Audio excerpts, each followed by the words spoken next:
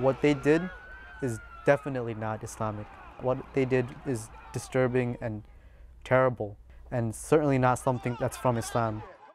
These teens say that what it means to be Muslim in America changed on September 11th, 2001.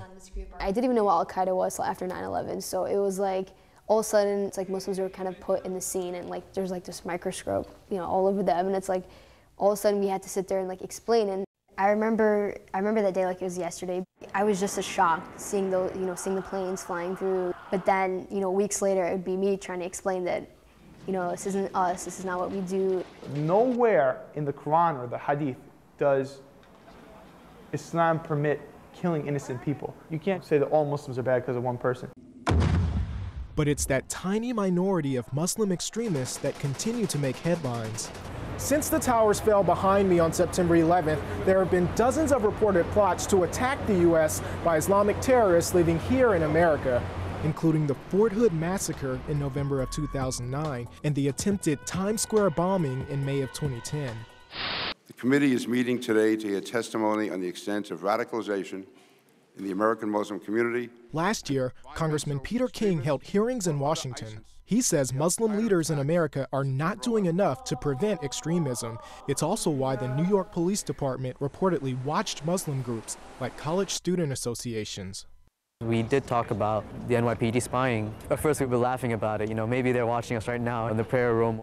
Some of my friends, they were a bit outraged, but generally we all do feel a bit uncomfortable.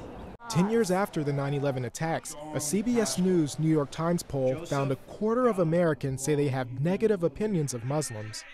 I do think that Muslims are discriminated here in America. Sometimes it happens to me. I could be in the store shopping for, just getting some candy from the corner store, and I could just look up at the cashier and she could just look at me in a certain way, and that kind of hurts sometimes. For Kyle, tension toward Islam isn't far away.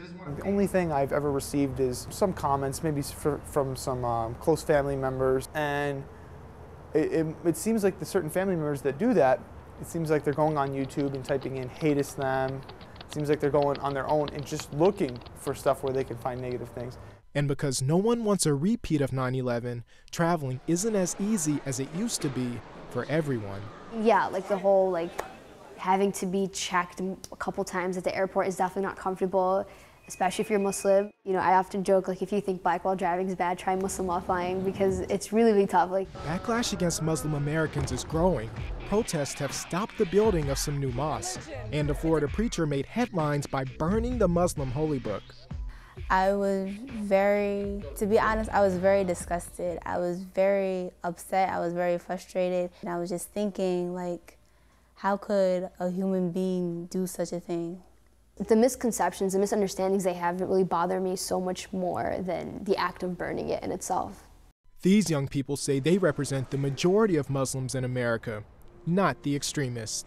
Well, one thing I would if I could tell Americans one word, is Islam. Islam is from the root word salam, which means peace. Islam is a religion of peace. Essentially, it's embedded in the name. If you would leave with one thing that I've said, is just realize that we're really not so different than you. Us Muslims are like anyone else. We have our prayers, we have a religion, but we're still the same. Before you judge me, I would really like you to actually get to know me and get to know my faith and religion. Gary Hamilton, Channel One News.